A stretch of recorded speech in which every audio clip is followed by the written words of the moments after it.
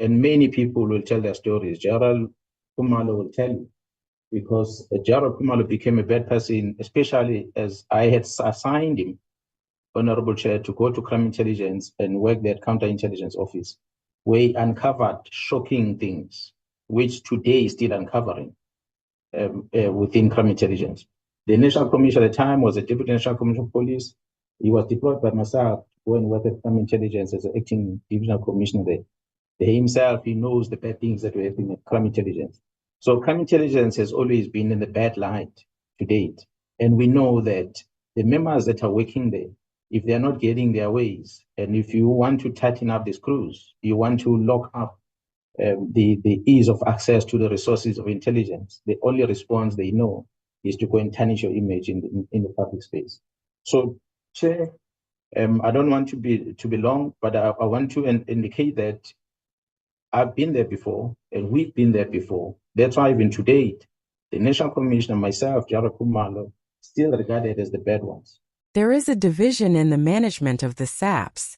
There are those who are perceived as the good guys, and there are those who are perceived as the bad guys. We have a group of Lieutenant General Dumisani Khumalo, General Mkhwanazi, and General Fani Masemula, and the group of General Sibiya, General Shabiri, Sergeant Nkosi, and others. I have revisited the testimony of General Dumisani Khumalo in the Madlenga Commission of Inquiry, specifically when he spoke about the reason why they recommended that lady from BMW to be hired as the brigadier in the SAPS.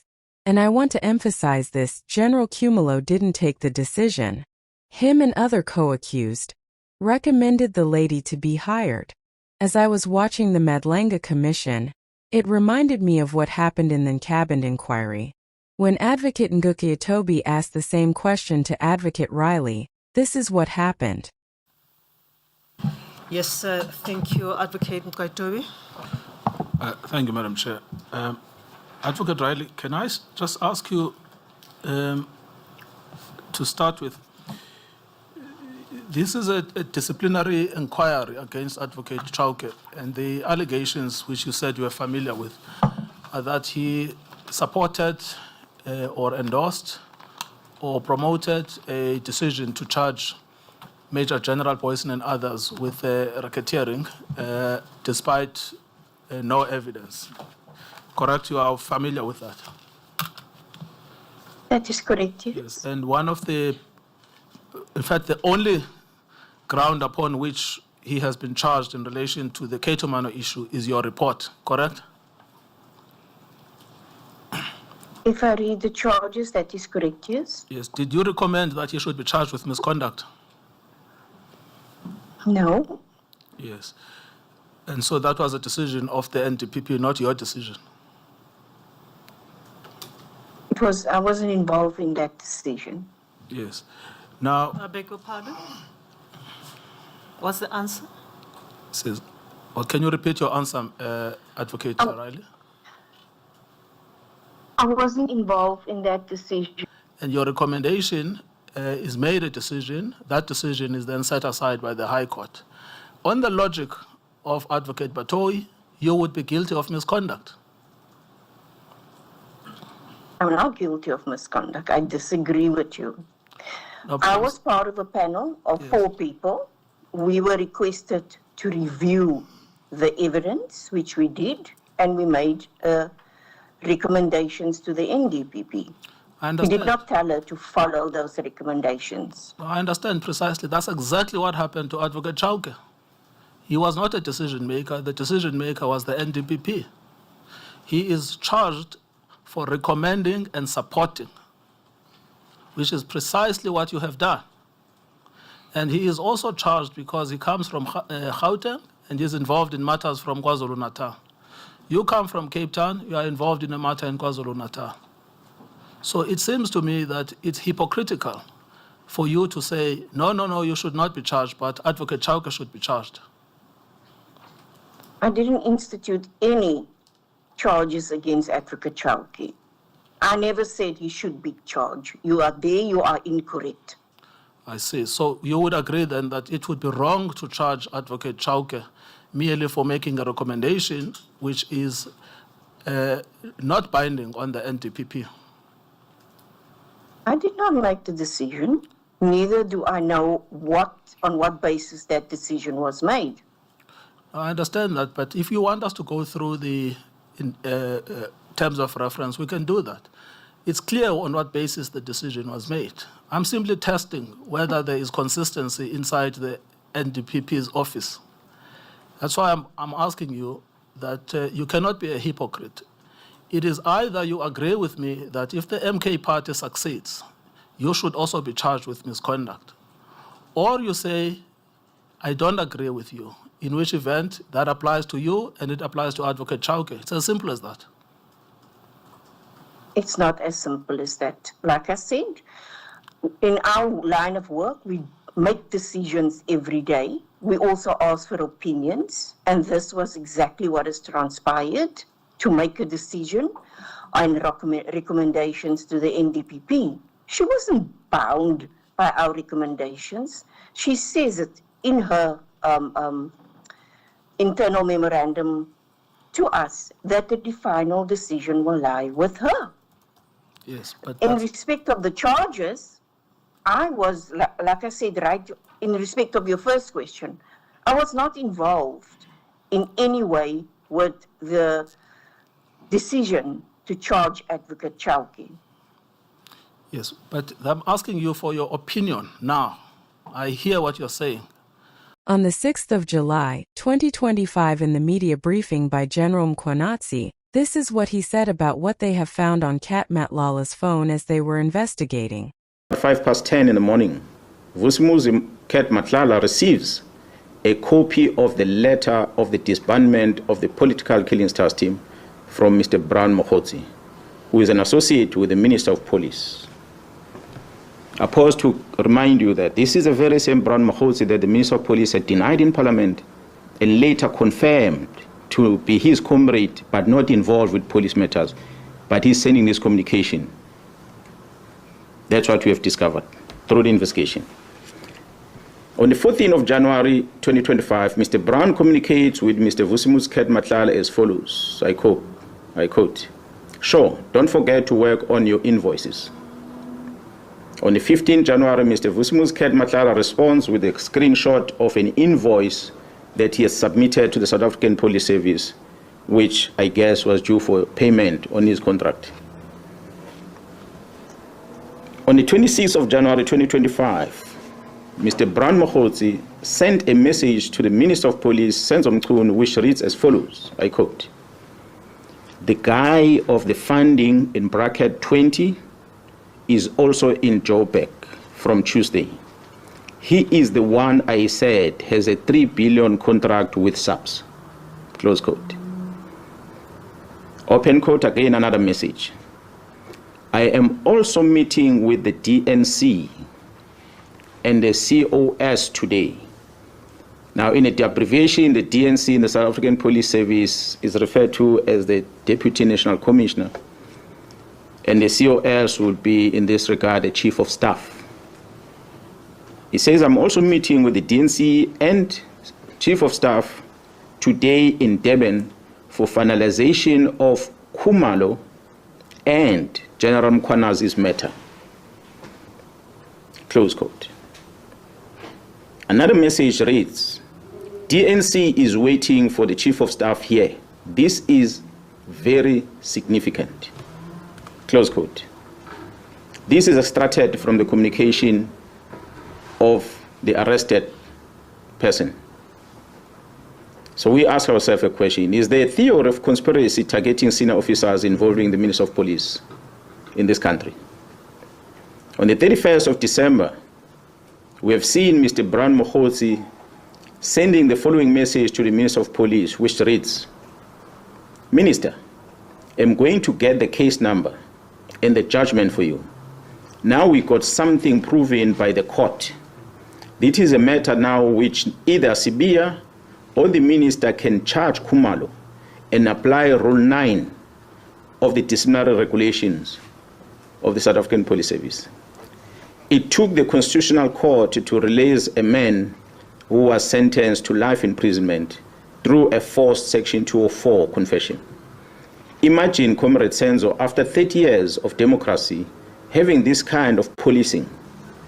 The good thing now is that these are not allegations, but a court judgment. This is extracted from a conversation that Mr. Brown Mokhoti is sending to the Minister of Police.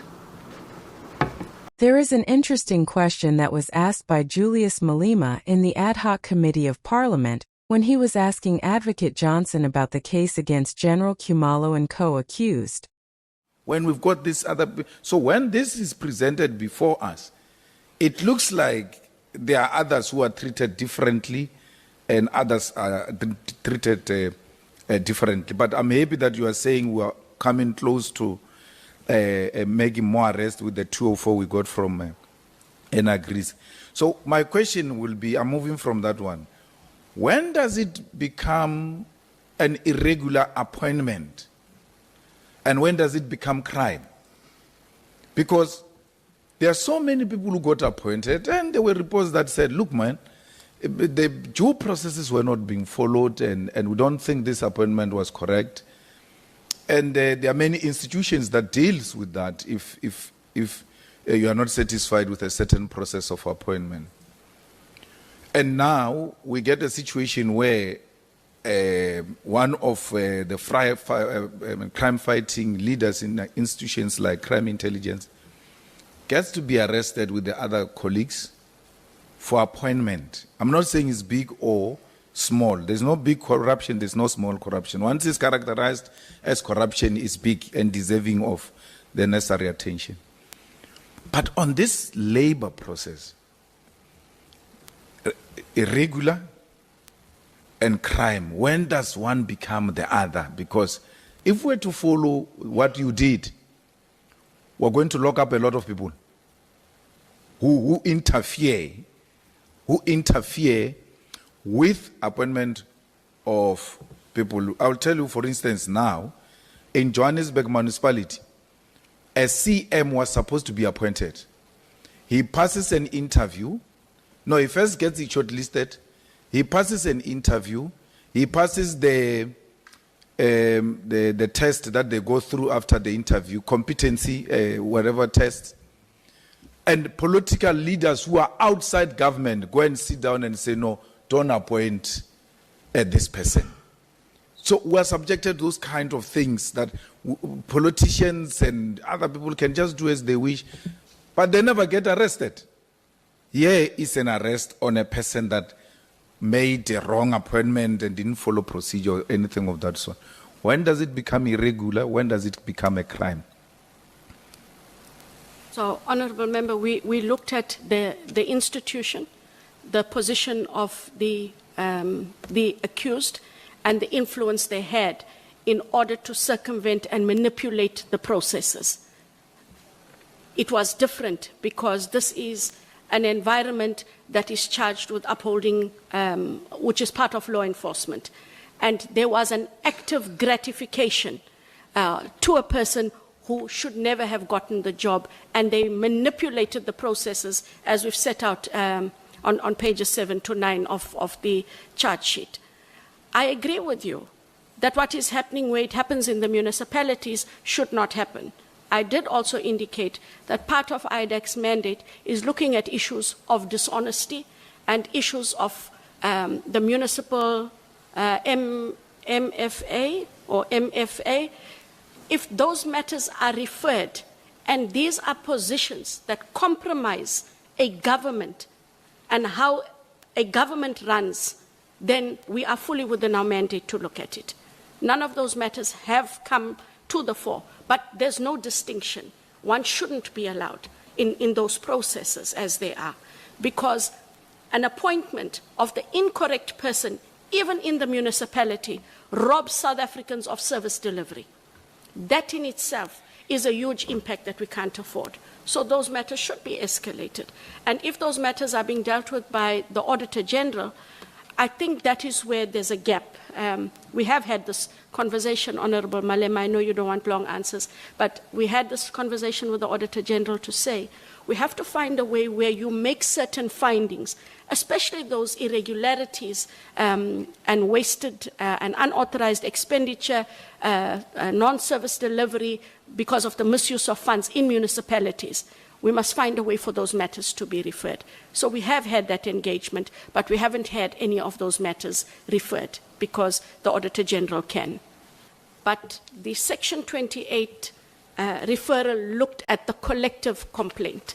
And in terms of the collective complaint then looked at whether or not the bypassing of processes, the manipulation of processes and systems, the gratification in terms of the form of an employment, etc., fell within the ambit of state capture as we know it. Not the state capture per se of the State Capture Commission matters, but within the broader definition of what that capture meant. When we determined that the full ambit of those cases fall within that definition, the matters were then authorized. Currently, 2 matters are in court. Can you just pause there and describe to us what defined the characteristics of what is regarded as capture, state capture? So Chair, we have always, through the process of deciding whether or not, in the broader sense of the word, there is capture or state capture, we have looked within the ambit of the State Capture Commission report, and as I have referred in paragraph 37, if you would allow me to read, it says that according to the Zondo Commission, yes. And there it's the State Capture Commission report, state capture is a project where a group of actors with their network of collaborators systematically conspire to redirect sources for their own private gain. It's achieved by the improper influence of state appointments and procurement and manipulating the rules and procedures of government's decision-making, undermining oversight mechanisms, and weakening key state institutions like law enforcement and intelligence services. We then had to look at what those different allegations were. And I know that, and I do say in the affidavit, Honorable Chair and members, if you just take the Khumalo matter, just stand alone. Of course, the members of this House can say, what were you doing? That is a standalone matter. What is it doing in your mandate? It is in our mandate in terms of there is corruption, then there's the argument. But that's not serious corruption. But what is serious corruption? Does the manipulation and bypassing of processes, putting people in strategic appointments, isn't that what got us where it got us to in terms of state capture? And then you say, serious? Is serious money? Is serious the offense and the office bearers who are entrusted with these positions, who bypass these positions? And then let's just say, I lose that argument. The IDAC mandate can also look at fraud, which you would see in the chart sheet. It can look at issues of fraud, forgery, uttering, theft, and any other matter that involves dishonesty.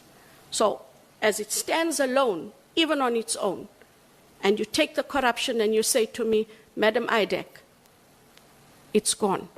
There are still matters that fall within the ambit of IDAC for it to investigate and prosecute.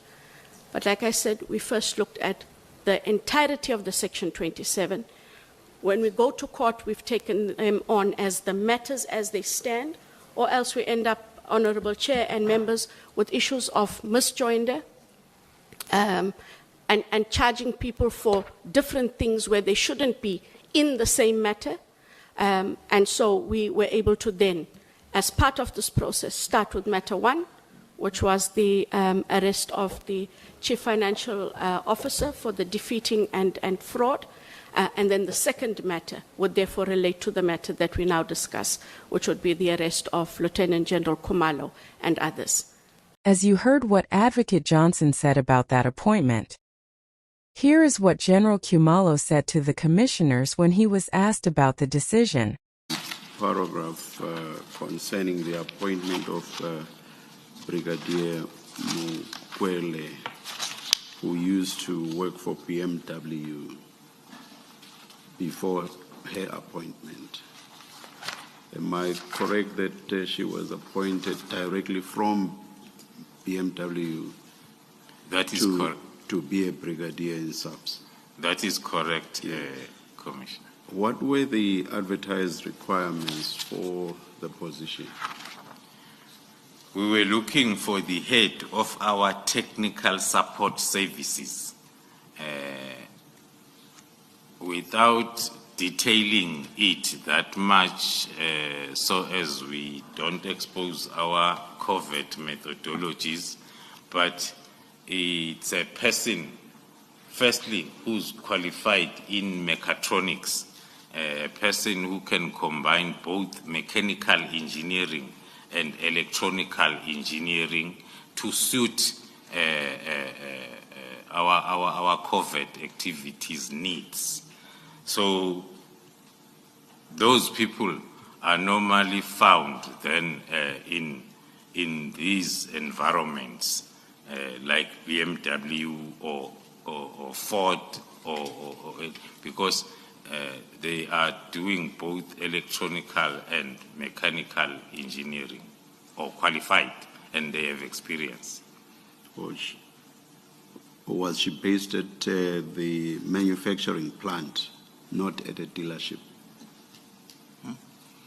I cannot be able to be quite sure in terms of the separation, but what I know is she was a supervisor of technicians that are doing mechanical and electronic work in the manufacturing part of the car.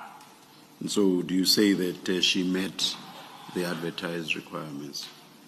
According to us as the panel that recommended her as candidate number one, she did meet all the requirements. Thank you, General. General, I had a question on this, which is the appointment was made from someone outside of the SAPS into the SAPS, and the appointee was given the status of a brigadier, which is, as I understand it from the rankings, fairly senior. And would it be, can you explain how somebody from outside of the police service with no experience in policing would be brought into the service and given a fairly senior rank from the outset? Yes. No, thank you, Commissioners. I won't be long on that. I'll first refer to my response when the Commissioner asked as to what were we looking for. We were looking for a qualified mechatronics person, not a police officer like me. My experience and qualifications were irrelevant to the post. So we first advertised the post internally, and then the process moved on until the panel by then could not find a suitable candidate, which is a policy within SAPS.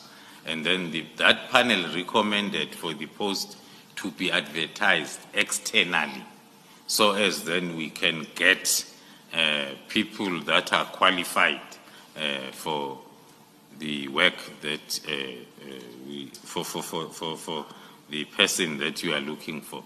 That's how then once the post is externally advertised, it's not only limited to brigadiers and generals. There are posts that are advertised on newspapers of a qualified Reverend Muruti. And those people then, because we are not Barutis, police officers, then a Muruti who's qualified and registered with a particular Baruti organization then will apply and qualify, come in and be given that rank that was advertised. So in the police, it's not something that does not happen. We have a lot of senior officers that came in from the level of a brigadier. Some, they came in from a level of a major general. Not, or maybe let me make one example, the living example. The current divisional commissioner at the level of a lieutenant general, who is a lieutenant general, is from the National Treasurer Department. 2 years ago was appointed by SAPS as a divisional commissioner, who is a lieutenant general. It's another fresh example that we can see, because SAPS was looking for particular qualifications and experience that SAPS could not find within SAPS. So the Lieutenant General you are referring to had no policing background whatsoever? Not at all. He was, I think, after 2 years of being employed, he was then sent to a basic police training, which is normally not for like a full period, because you are called a lateral entry level and you are a senior officer. So you will just go there and get the basics so as you are able to know how to salute. So this post was advertised at the level of a brigadier? Of a brigadier, yes. General, about just one question about the bail issue. Your bail condition is that you may not go to the office. Do your bail conditions prohibit you from speaking to members of the intelligence division, of crime intelligence? I was hoping that I'm not asking you to explain in full. I'm not asking you to give an explanation. I just want to know whether your bail conditions include that you may not speak to employees. No, it does not, Commissioner. Talk to speaking. Yes. The only condition is we must not go to our offices to do our crime intelligence work. Yes. We can do whatever other work as long as it's not crime intelligence. All right, thank you. It was not for the first time they hire someone outside SAPS and give them a position. The person he referred to is Lieutenant General Khumalo, who is the divisional head of supply chain management. It is concerning if SAPS hired someone from the National Treasury to a rank of Lieutenant General and no one was charged. Is IDAC fighting corruption, or there is a motive behind the arrest of General Khumalo?